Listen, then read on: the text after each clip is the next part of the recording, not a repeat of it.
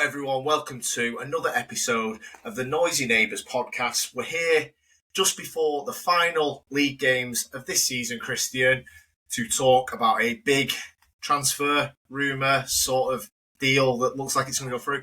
How are you, mate? How are you doing? Yeah, man, I'm good. I mean, this kind of topic on this video will tell you I'm not feeling that great, but we'll get into it. So, yeah. Yeah, so this is actually our third episode of Florian Wirtz that we've done. So the first one was City have agreed a deal. Then we did City's deal is off. And now, out of obviously at the end of the last episode, we figured Bayern Munich were the heavy favourites to go and sign him like they are any Bundesliga player. Mm. And then the last few days, it looks a matter of sort of days before he's going to be announced as a Liverpool player. I can't believe it on a few levels. We'll unpack what it means for Liverpool, but we also want to look at it from City's perspective and the story they seem to have put out there through a BBC journalist, which obviously broke the news that City were out of the race for Wirtz. And yeah, just I suppose I'm gonna just ask you straight up. I mean, how do you feel that Florian Wirtz is going to Liverpool when it looked like the natural De Bruyne replacement? How do you feel, and what do you think it means for the two clubs who have been a sort of head-to-head for about 6 years now? I think it's a bit of a slam dunk for Liverpool. I mean, look, they had overtook us before this season, of course, like we've seen how this season has panned out. They have just gone and taken, like you said, everyone expected, De Bruyne departing, City saying the things they said, that they wanted to free up wages. Now that is for a marquee signing.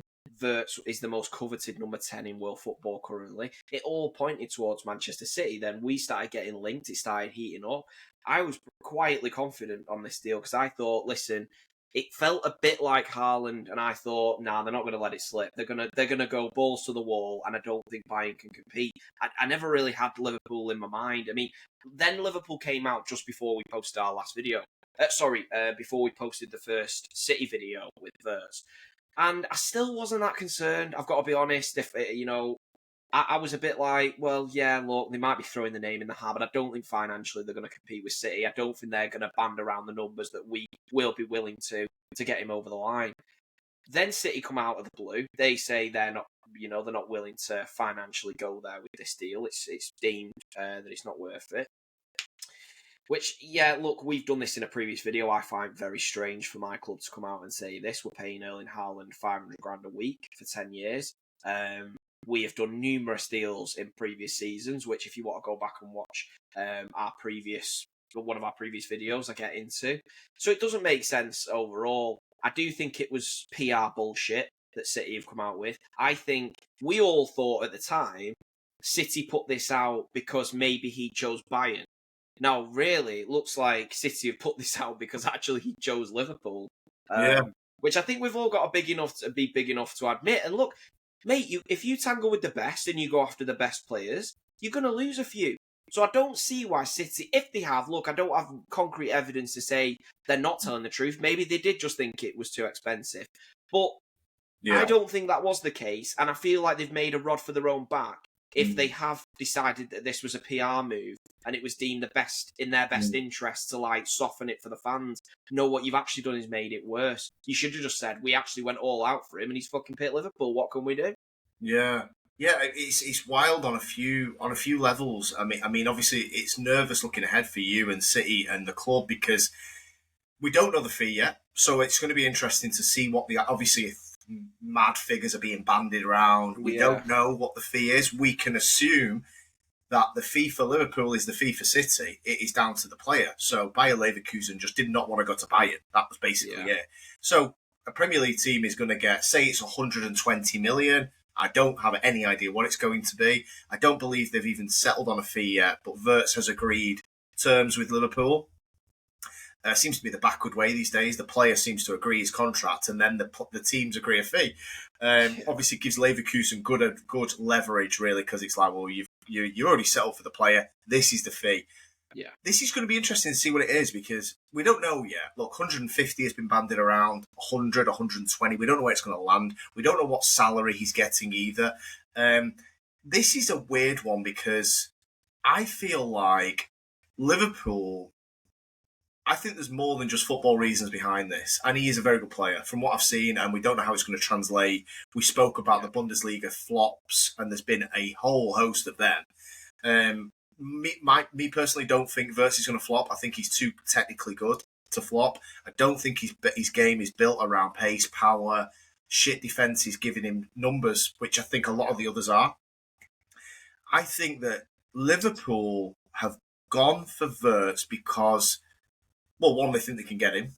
Two, he's a very good player. And three, it sort of puts a little bit in their authority. Yeah, it's like you can't say power shift because you've got to win more titles than they have to claim that.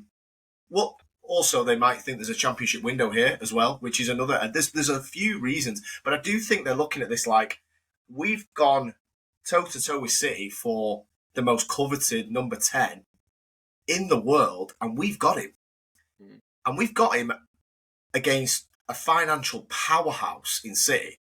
Yeah. And also, very good team, and I think most people would acknowledge Guardiola's best coach in the world as well. So this is a big coup for Liverpool. This is that sort of signing that gives everyone a lift, and it's like Liverpool fans now, not spoke to any, but I'd imagine a lot of them are sat there going, I actually think we're on top of City right now. And I don't just mean league position, because clearly they are this season, they've been better, but I actually think they might be looking at this going, you know what? I'm looking ahead to the near future, thinking we're above City now. We've actually we climbed the mountaintop, and City are going to have to punch back it. Like, I'm not saying this is it. Clearly, City are going to spend some money. We know that. But right now, Liverpool looking at this, going, we've won the league by 20 points, and we've just gone and got Wirtz from under City's nose. Look, whether City, if you're looking at this as a Liverpool fan, you're going, we're going to sign Florian Wirtz. They're basically their Kevin De Bruyne replacement, their ideal replacement for De Bruyne. We're going to take him. Plus, we're already better than them anyway. And the players they're getting now linked to is Morgan Gibbs-White and Tijani Reinders. Now, no disrespect to Tijani Reinders, I think he's actually going to be a great signing for my club. I actually am looking forward to that one, and we'll definitely get more into it. But the Morgan Gibbs-White one, really? That's what Liverpool fans will all be thinking. I guarantee they're all looking at that, laughing, because they're like, right, sorry, you're going to get signing Morgan Gibbs-White? I tell you what, do you want Curtis Jones instead? We'll give you him fucking 80 million. Yeah, we've no what I mean? Mate, honestly, that's the sort of level you're talking. You can't go from Florian Wirtz links to Morgan Gibbs-White. I am very sorry, but if that's where my club's at now, well, what are we doing? Are we doing an impression of Wenger's Arsenal? Is it top four now? Is this what we want? Is this what we've become? Because it ain't looking very good, I'll tell you that. Christian, you got to look at this and think, this actually reminds me of something City would have done. This reminds me when you won the league and went and got Mahrez. This is what this reminds me of. It's like you went and signed Bernardo Silva. We're like, yeah, we're good. By the way, we want to be great. We want dynasty. This is what this says to me. And look, Liverpool are not as well set as City were in 2018 because of the age of their two best players. But there's no obvious winner for next year. Well, fucking hell, there might be. It might be Liverpool, depending on how City and Arsenal approach this window. But right now, Liverpool are favourite. If this deal goes through in the next few days, Liverpool are favourite starting the season, barring some insane transfers. Look, if Arsenal went and got Isaac, City went and got... I mean, look, the pool of players is that. I think we'd have to go and get Yamal. Yeah, well, I was going to say, which is impossible. I mean, I think Isaac's impossible. I think that's why Liverpool have done this. I think they might have sounded Liverpool out, and they've gone right. And we'll get into Liverpool side of it. Alex, there's just something I wanted to ask you. I really want your opinion on this. Okay, so we've actually not spoke too much on this. So, yeah, okay, we've just given you the positives around this deal. And by the way, I echo my brother's thoughts, for anyone wondering. I do also agree. I don't think he's going to be a flop. It is a risky move buying a player for that much money from that league. We've seen time and time again, and Kunku, Sancho, we've seen that they don't tend to be able to do the same that they can do in that league. However, I think this is different because technically he looks elite. But it remains to be seen. There is still some risk attached when you pay that sheer amount of money. What I would like to know from you, though, is no one, when this season ended, would have gone, Liverpool should be in for Wirtz. just because they now are in for him and they are going to get him, so it seems, do you think it is a wise move, really? And especially if it's at the detriment of not going getting a world-class number 9, and then it's like, right, well, your midfield was already good, you've strengthened and made it better, but you're still lacking in the area you really need, and also Salah is aging. Yeah, I think it's a really fair question to ask. I think if I'm probably trying to put myself in Liverpool's perspective here, they're probably looking at it as if Isaac's off the table, which I think he very well could be. I mean, look, if Arsenal can't get him and Liverpool can't get him, he's off the table, isn't he? Because City are not going to go for a 9, clearly. Yeah. Madrid aren't going to go for a 9. So, and Barcelona can't afford Isaac. So, if Newcastle have told Liverpool and Arsenal to fuck off, then where do you go from there for a striker? Gyökeres there's real risk attached to Gyökeres. So they may be looking at it like, look, we can't go and get a 9 that we think gives us value. I think the money being bandied around, Alex, I think €150 million would have probably got you Alvarez. Yeah. Look, mate, I don't... Me personally, if I'm a Liverpool fan, I'll be honest, I'd rather see... If you're spending $150 million, after the season you've just had, bear in mind your midfield is probably the best in the league currently. If you are looking to strengthen and pay that much money, I wouldn't go and buy Wirtz. I would go and buy Julian Alvarez for $150 million if that's what it costs. Yeah, I mean, I think it's tough because you can't really picture it right now, and we've not even seen them line up or how they're going to play, and where the goals are going to come from, and you don't know really. I mean, Wirtz and Szoboszlai in a false 9-10 rotation.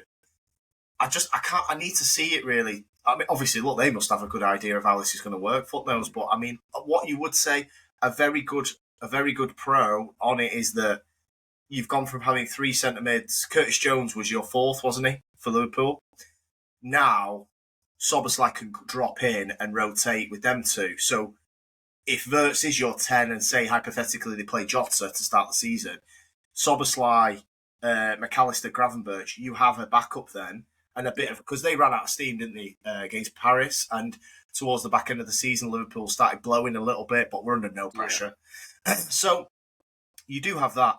I think if there was better value, I mean, Alvarez is obviously top, but he's only just got to Atletico and he's on a mega deal. And I mean, he's got 5 years left. So I don't even know how you could prize him. I mean, if they could, I would have gone Alvarez over Wirtz, if that's what you're saying, but again, I just don't know. Wirtz is available. Alvarez possibly isn't.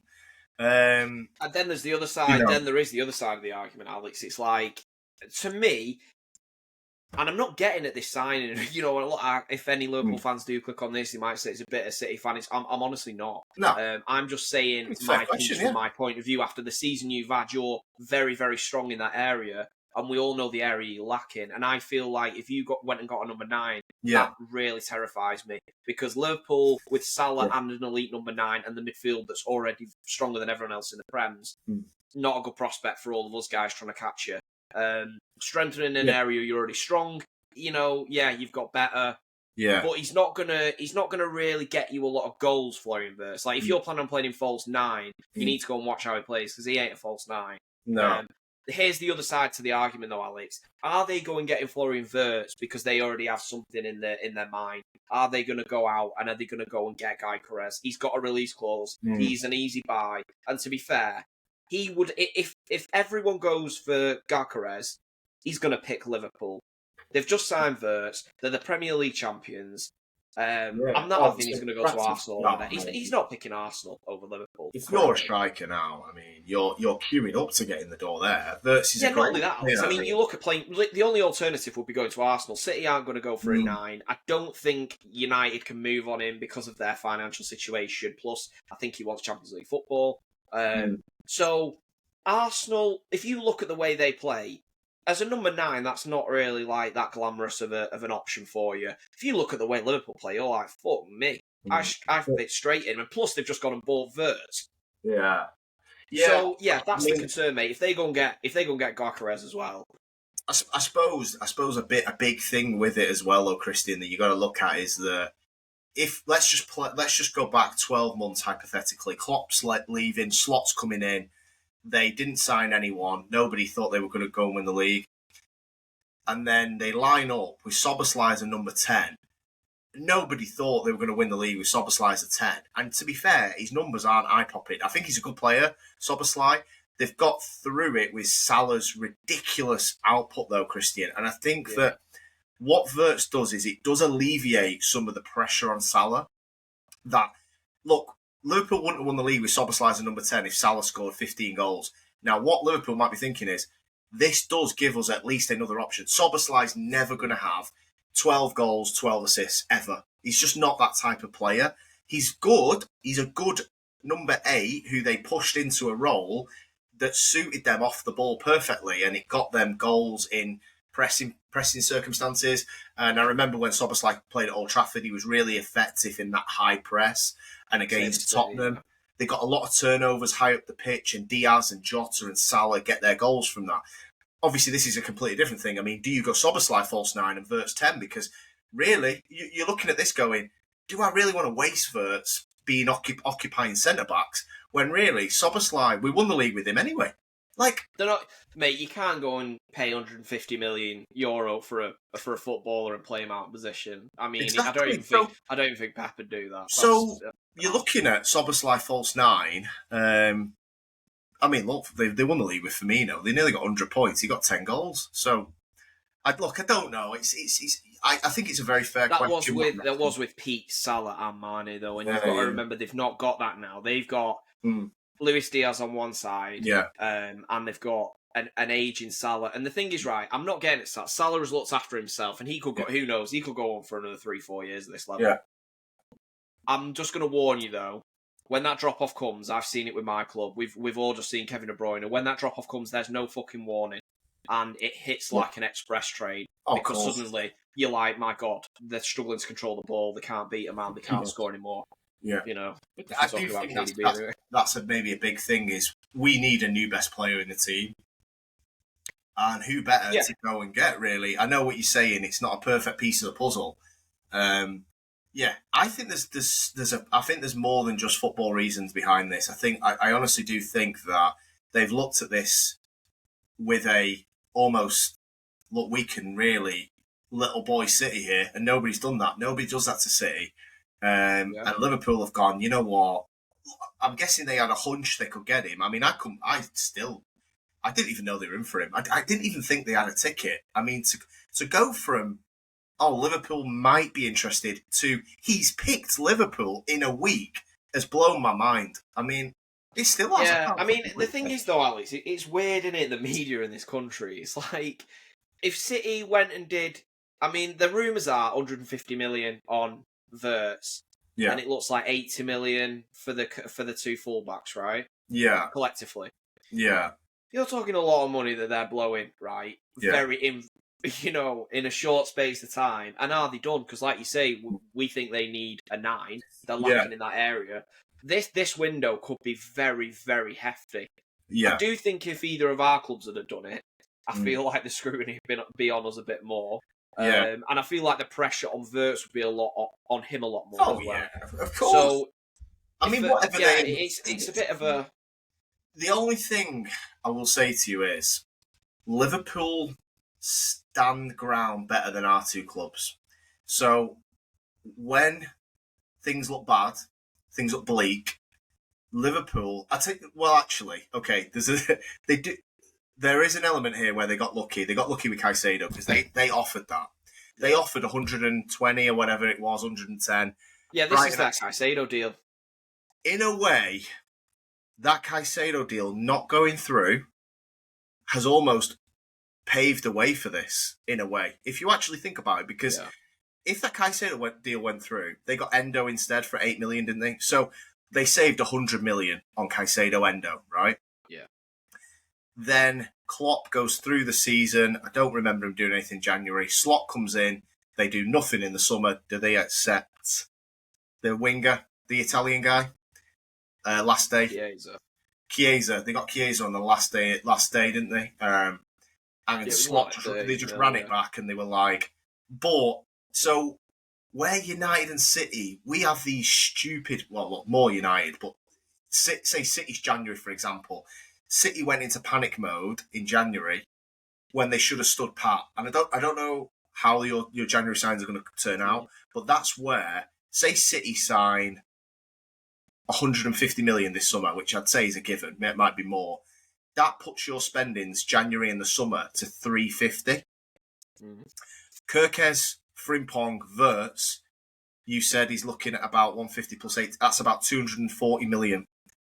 City will be 100 million over Liverpool spend in this calendar year if you go and spend 150 million in summer. That's where Liverpool are going to go. We didn't do anything in the summer or Jan.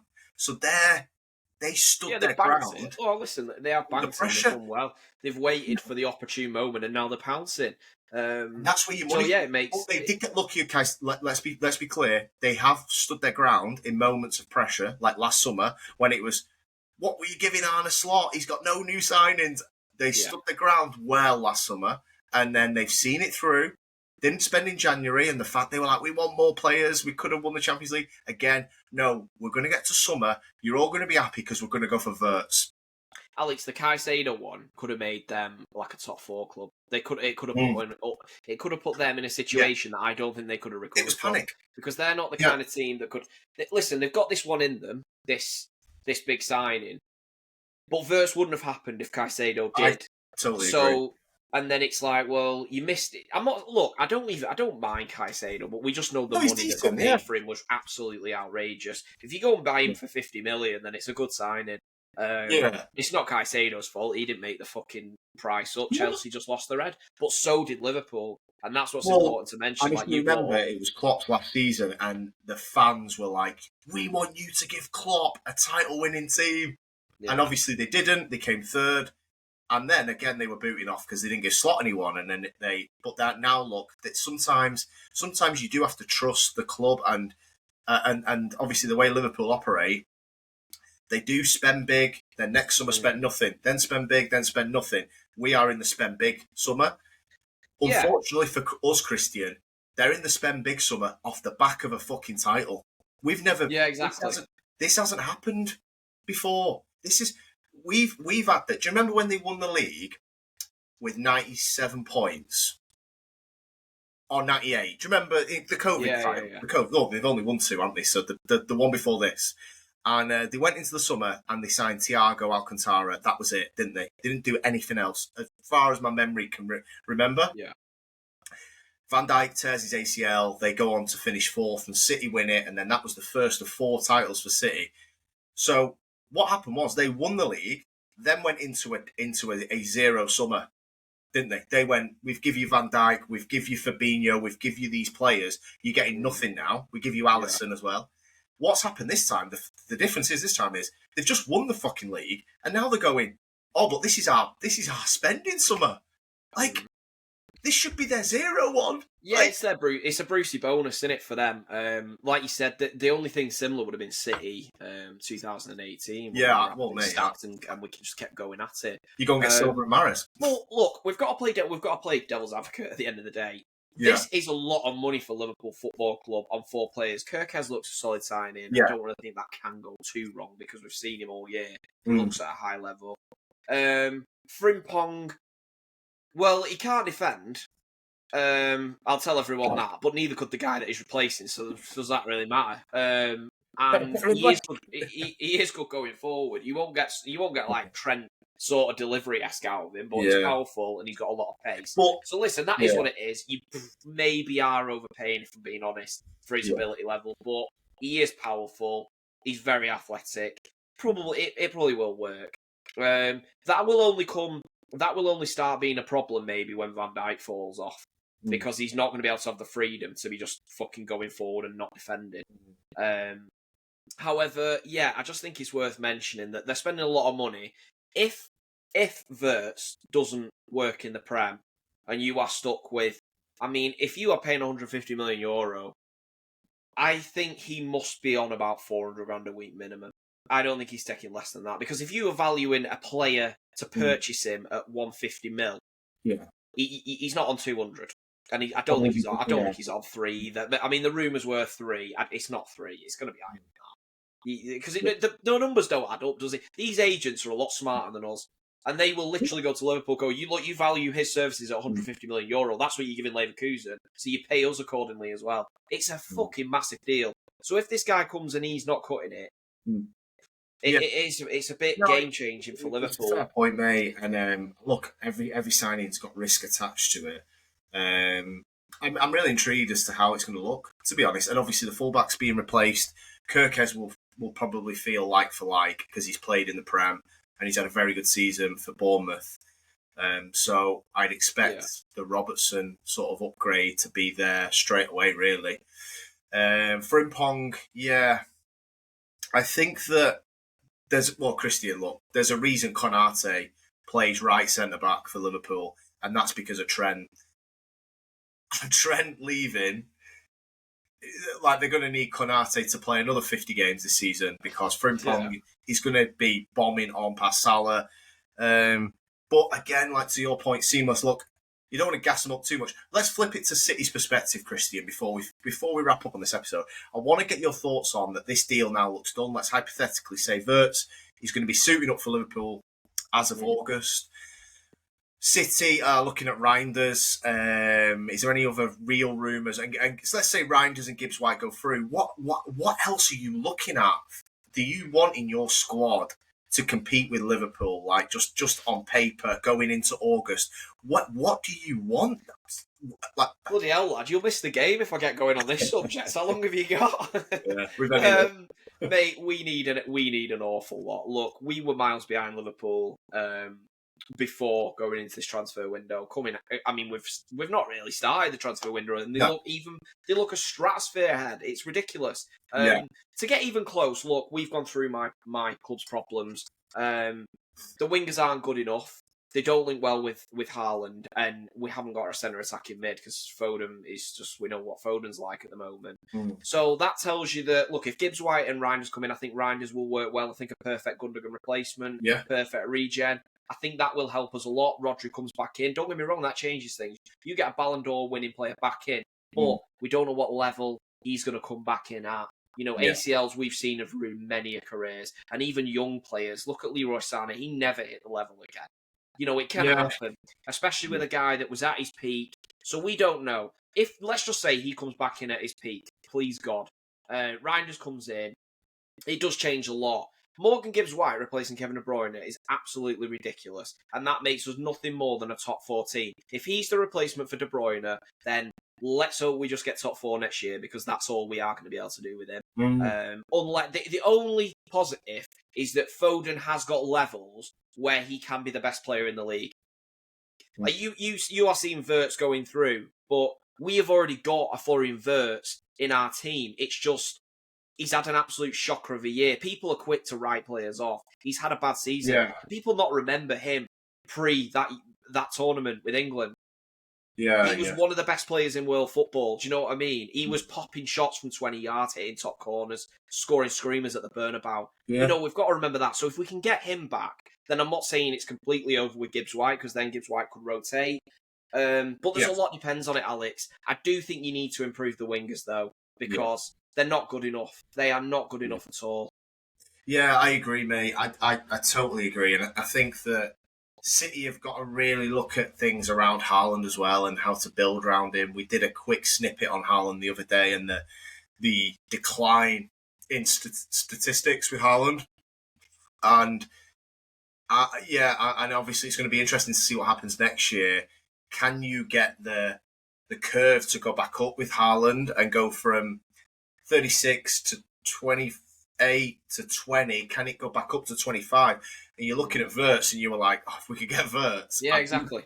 I do it seemed like the perfect key to unlock all the problems. But another thing is, I'm hearing rumours of Rodrigo. Listen, if he's available, City will move on it, because Pep is a huge fan of Rodrigo publicly. And Rodrigo's half flirted with City in the past, saying they're the best team he's ever played against and things like that. So there's a bit of a thing there. I can't look. Arsenal may go for him. I don't know. I do think if that comes about, though, City, do not drop your bollocks in that argument as well. Because I tell you what, if we lose out to Rodrigo to Arsenal, and on the back of losing out to Wirtz to Liverpool, what are we doing here then? What are we becoming this team that, like I say, like a Wenger of old, where it's just like, oh, top four's the trophy? Because I tell you what, with them kind of dealings, it seems that way. Yeah. So, just on that, Christian. Like, I probably should have asked you this earlier. Why do you think he's chosen Liverpool over City? Because looking at the two coaches, Guardiola is certainly at the minute has got a way better reputation than Arne Slot. Props to Slot, by the way. There's no hate on the guy. He has done something nobody thought he would do this season, lead Liverpool to a title, and he's made nice little changes here and there with the Klopp system.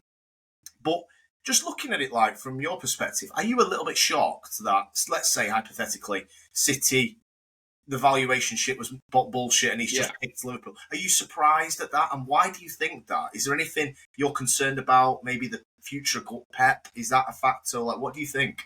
Yeah, I mean, like you say, without concretely knowing what that reason was, but yeah, if you want to play hypothetically and say that I am correct in thinking it was a PR stunt, I think there could be a lot of reasons. Look, we all watch football. He might be looking at this thinking, I'm a young player, I want to win everything I can win. Now, City is a clear project at this point, and I fucking hate that word, but it clearly is, because you've got players that are young, and all the buzzwords at the minute are going to be coming out because it's potential, it's project, all this shit, and all these players that are the reason for them are Savinho, Doku, them kind of guys. Now, if Wirtz is looking at this, he's like, right, well, hang on. I can go to Liverpool, I can play with Salah, who's, operating at his peak. Van Dijk, we all know about Van Dijk. They've got a very good midfield. He's thinking, I can add and go straight in, and we are competing for everything. Well, I go in next year, we want Champions League, we want Prem, we want everything, every domestic trophy. Whether they get it or not is a different thing. If he comes to City, that's not the same. And I think that plays a big part. And obviously, if Liverpool are prepared to offer him the same that City were or more, if you take City's stance, then there's that as well. Yeah. So I think footballing reasons and financial both have played a part. But I don't blame him if it was purely footballing decisions, because currently, if you look at the trajectory of both teams, one's going that way, fuck knows where the other one's going. It's sort of staying at the middle at the minute. But I tell you what, there's certain players that we're being linked to, like a Gibbs White, will be going fucking down there, mate. Does this make you have even more frustration over the recruitment over the last two years, really, that it maybe led to not just this year being a struggle, but also maybe missing out on a potentially an all-timer in Wirtz? Are you even more frustrated that the recruitment has not put you in position to go and sign these players? Yeah, Alex, City, by their own admission, have pretty much told us in no uncertain terms that their recruitment of late has been dog shit, and it's been a huge issue for the club, and we're in a bit of a mess. And I'll tell you why they have done that indirectly, because Cheeky said that he was basically retiring at the end of this season. Now, he has been asked to stay on, and he is staying on, so he's overseeing this transfer window, maybe even the next as well. Right. I think it is just the summer. So, what does that tell you? That means conversations privately with very big high bods at Man City are saying, this isn't good enough currently. We've let our standards slip. We need you to help us get through this time. The joke is, though, Cheeky is a big reason we've let it slip, so I don't really know why he's staying around. I'd probably just gamble with Viana. He might fix it. I mean, the thing is, Cheeky authorised a lot of these signings. He did get a lot right. Of course, we signed a lot of the big players under him. But of late, the standards have slipped. And whether that's Pep's decision-making, whether it was Cheeky, I don't know. But currently, Alex, we have signed players. And I don't get the thing. What frustrates me, if you go and watch Jeremy Doku's highlight reel, where, when we signed him, anyone with a brain could have told you he was going to divide the fan base. You're going to get your certain fans that are like, give him the ball, he's electric, he's exciting, because they're blinded by just fucking absolute chaos. But really, then you'll get your me's of the world who will watch and be like, right, it's Beatties, man, he's done fucking nothing again. And that's the frustration that you're going to get with Jeremy Doku. Surely they foresaw that, and they thought, well, I mean, I suppose they thought he could kick on and they would lose the chaos and he'd develop a finishing ability and become world class. I never saw it. And I think we're now at a point where we're like, we're never getting that from him. We've then gone and got Savinho, who looks... we've got eerily similar issues there. He can beat his man, can't do much after it. Yeah. And Alex, mate, it's a mess. I think you've got to now go out. Personally, they both need replacing. Do you know what I'd do? I'd sell Doku, I'd loan Savinho, and I'd go and replace both. Because neither one of them are at that level. If you're a big fucking club and you want to get back to 2018 Man City, where we're the best in the league and we tell Leicester we're taking fucking Mahrez, the best player outside the top six, you're like, yeah, we'll have him as well, because we don't want anyone else getting near us. But no, we're like, no, well, hopefully Savinho gets good, hopefully Doku can do something. No, they won't. They've showed you. That's what the beauty of a 38-game season does. It will tell you whether you are actually looking at anything or you're just getting these keyword bollocks from fans who don't know what they're talking about, saying they might come good. Well, we're not seeing it, are we? We're not seeing it quick enough. Even if Savinho does come good, it could be 3 years from now, mate. Yeah, look, I mean, you've just, as you were talking there, you made some really good points there about the potential shit and sort of City's change in the approach of proven brilliant footballers to we're on a prayer here, essentially. And I was just thinking about Liverpool's recruitment and obviously this summer. And look, there's risk attached when you go to the Bundesliga, so there's no guarantee Frimpong and Wirtz are going to be amazing. But you look at just if you just look at it in a nutshell of let's just go with McAllister, Gravenberch, Soboslai. None of them you would put in the potential category. You kind of knew what you were getting, albeit Soboslai was a bit of an unknown, but he was very highly rated, and he's captain of Hungary, one of the youngest captains ever, wasn't he? So they were in the category of. And McAllister was brilliant at fucking Brighton. He just won a World Cup for Argentina, one of the best players of the tournament. Then you look at Kirkes, Prem proven. Is he potential? He looks pretty good now. He looked pretty good the other night against City. Frimpong and Wirtz won a Bundesliga last season. So I'm looking at Liverpool's approach to this and they're going, yeah, you lot keep getting your 18-year-olds and your 19-year-olds, keep praying they develop into turn into something amazing. We'll keep getting 23-year-olds and 24-year-olds who have shown me the good and watch us pull away from the rest of you. You keep going getting fucking Højlund, and I'm getting onto United here, but it's the same principle as your Savinho, your Doku. You look at the players that, in fairness, Marmoush is the only one that you actually look at and go, he's actually done something. Like, Doku and Savinho showed nothing, and it's like, they're our starting wingers. Yeah. Nailed on. Alex, no, you have completely hit the nail on the head. I couldn't have said it better myself. Liverpool have took our model of success. They've made it their own. So, for some reason, we had this model of success and we've gone away from it. Do you know what I would say, Alex? And I'd like your opinion on this as a Man United fan. You oversaw our probably one of the most dominant Prem eras of all time.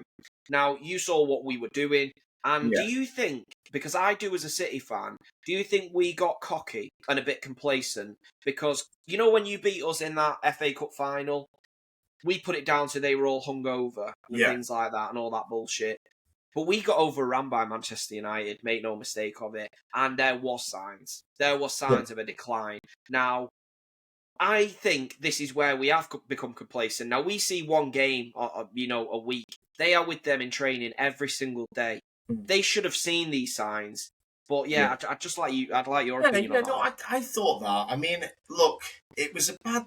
City were bad in that game, but it felt like De Bruyne was still your best player. Or Foden was as well. So you can't accommodate for what's happened to Phil Foden, but you also had to look at the issues that you had with Grealish and Doku.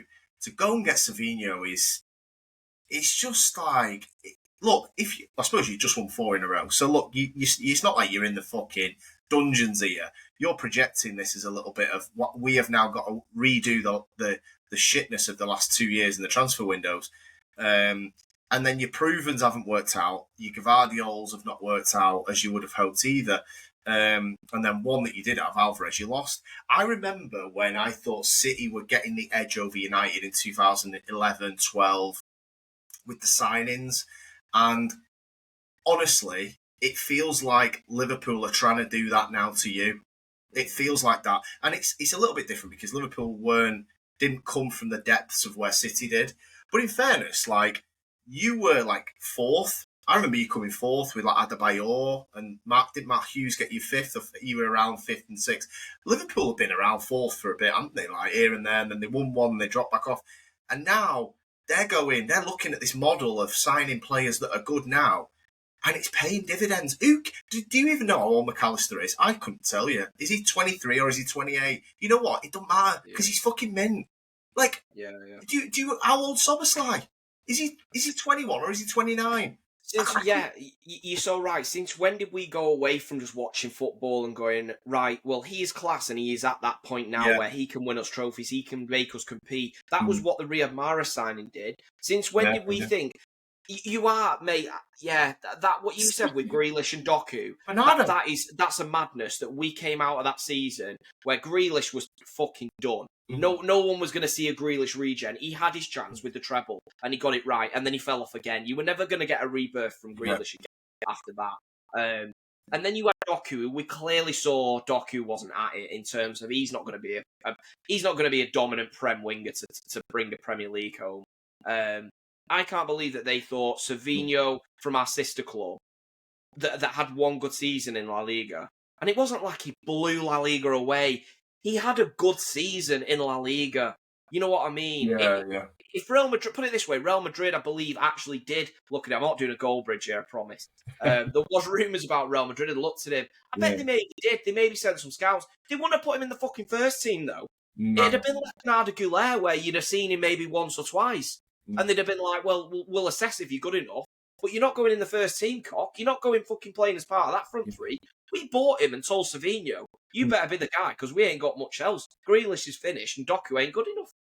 Yeah, I agree, mate. Look, I think that it's alarming when you actually look at it and you look at what Liverpool are doing now, and they're reducing risk brilliantly.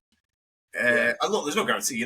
We don't know what's going to happen, and then you can wax lyrical all you want about them, and it might go to shit. But it does worry me a little bit that, I mean, look, a perfect example, Christian. United have gone and signed Cunha. We think, hopefully, that goes through. Prem proven, 25-year-old. United fans are going, oh, is this the right guy? You've just watched us sign an almighty load of shit who are 18 to 20 years old, who have turned out to be dross, that we've paying to play for other clubs, trying to force out the door. We've gone and signed a 25-year-old Prem-proven player who's in a position we need, and you've got United fans going, oh, I don't know. Oh, what the I tell you, City should have gone for Cunha. I mean, I hope they don't watch this, but I'm telling you, City should have gone for Cunha. Yeah, no, I don't disagree. I think the model is it's all about minimising risk, and Liverpool, like you said, have done a great job. Kirkes is going to come in. He ain't going to look. He's not going to be bad, is he? No. Because we know how good he is. Well, he looks good. I mean, so Christian, how much risk attached is there to Morgan Gibbs White? There's a lot the joke of risk. is Morgan Gibbs White. I mean, this is why that one's just mental, because we've seen him in the Prem and we know his level, and we're still after him. Well, that's it. Is there any risk? You know what I mean? Yeah. We know what we're getting, and it ain't very good. Yeah. I wish there was risk attached to Gibbs White. Alex, I wish there was some mystery. There's no mystery. He's crap. Yeah. Look, mate. I don't know really. It feels like United have just done the wrong thing for a decade. City mastered the domination technique. Liverpool have gone, oh, we'll have some of that. And City have gone, young, potential, unknown, hope they're good. Go, we'll do that for a bit. I mean, what the fuck? Alice, but the thing is, it's not just Liverpool. Like, smart clubs, big clubs that act like my club used to, they have always took this technique. Like, look at United. They always did it. Fergie was like, best player in the league from the year before. Yeah, damn right, we're fucking in for him. Because, you know what that does? It destroys the team we're taking him off, and it also puts us ahead of any other contenders. Oh, mate. Look at Bayern Munich. I tell you what I think a signing that I'd like to talk about. Elise. So, we saw in the Prem, we're like, this guy's of a high level. Yeah. You know what I mean? It makes sense to go and sign him. So, no one does. Bayern do. Look at how good he looks. Cutting in on the left, cutting in on his left foot. He looks unreal. Yeah. And we all stayed away from this. But City go, we'll go Savinho, who's very unproven. We don't know what he's going to do.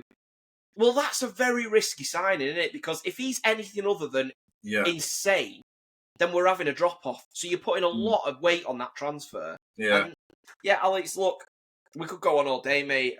But, yeah, they are my main concerns. There's a lot of them, and I think we need to reinvest heavily on the front line. If it does look like Reinders and Gibbs-White, you need to go and get at least one class winger, whoever that might be, whether it's a Rodrigo or somebody else, but you need to move in them positions. You cannot go into another season with Doku as so yeah, we'll see. Yeah, no, I hear you, mate. Yeah, wild one. Liverpool pulling off a major coup here. We don't really know how it's going to play out. Next season is going to be interesting for so many teams. And obviously Liverpool trying to defend the title for the first time ever is going to be an interesting one. But fuck me, man. They've made a good start in the window, or at least it feels that way. Christian, thanks for joining us. Last game of the season today. And then it's the summer break where we can get into the transfers a little bit more. Enjoy the game. It'll be hotting up. We'll probably be live and we'll be busier more than ever because I think our clubs are going to have so many rumours and transfer mills going on. So yeah, it'll be. Oh yeah, no, definitely, yeah, mate. Can't wait to get into it all. Thanks for listening, guys. Appreciate it. Enjoy the last game of the season. Hope your team does what they need to do, and we'll see you all in the next one. Unless you support Fulham, guys. Yeah. I don't really care, to be honest. You're all good. Little lad's perspective. What we'll do? You'll lose to Fulham and we'll beat Villa and you've Champions League. They'll be fucking it, won't we? I'll be there with Zach. I can't believe we saw a win, mate. And then I'll check my phone at full time. City 2-1 loss to Fulham and Dartmouth Traore. But you've gone fifth because of us, because we've decided to turn up. God, brilliant. Typical. Okay. Enjoy it, Christian. Obviously, we'll be in touch after the game. See you later, guys. Thank you for listening. Catch you on the next one.